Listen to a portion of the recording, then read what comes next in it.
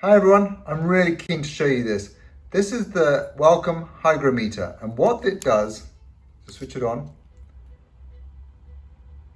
give it a minute, it'll give you the humidity in your airline, the temperature, and the dew point, so the amount of moisture you've got in there. It's a really simple system. It comes from Walcom. I plug my air into there and it will analyze the data up here.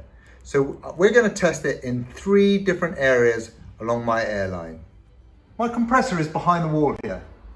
It's a straightforward compressor which goes to a dryer, an ABAC compressor into a dryer. So at this point where we test it, the first test, it's literally, we're just testing the air with the dryer.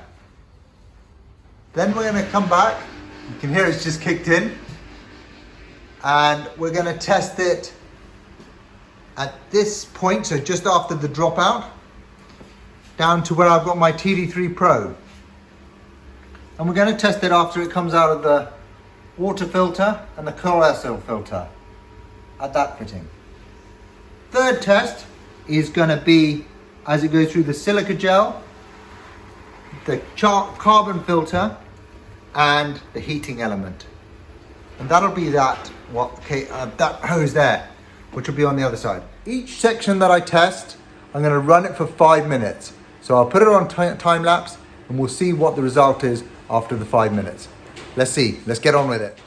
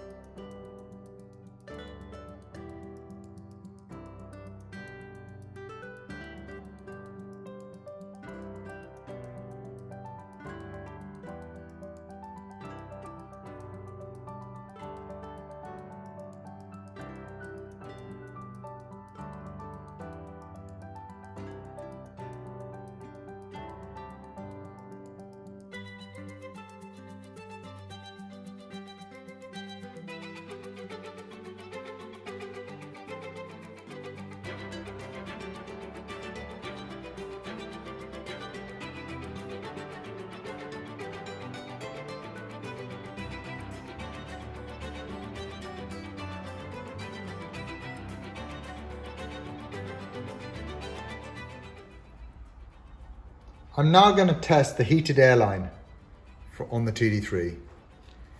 I've set the temperature at the base drying temperature, water-based drying temperature of 42 degrees. So again, repeating it for a 5-minute run.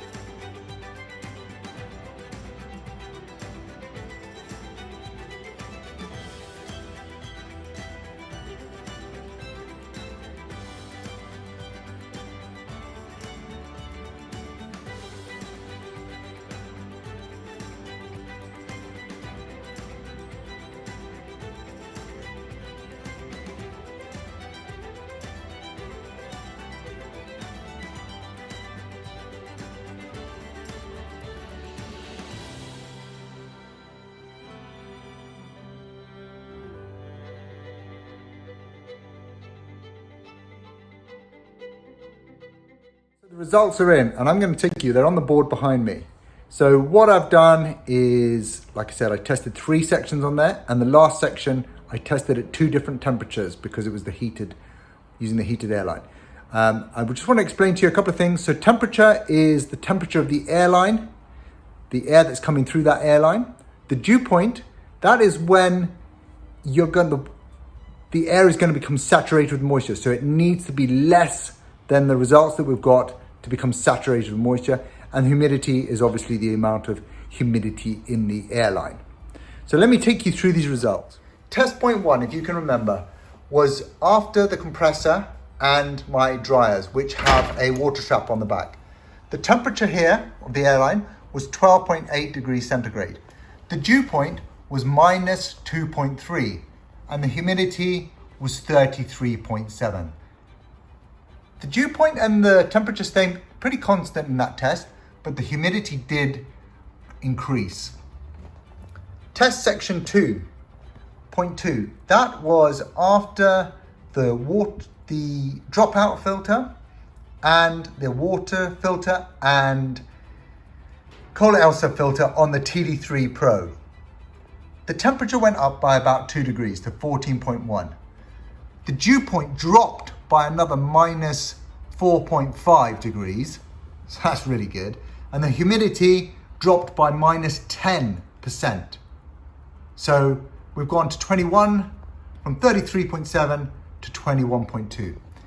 Finally, the test point 3 was the whole complete TD3 system. So I've gone through the 4 stages, the water trap, the cold Elsa, the silica gel, the carbon filter, and now the heating element.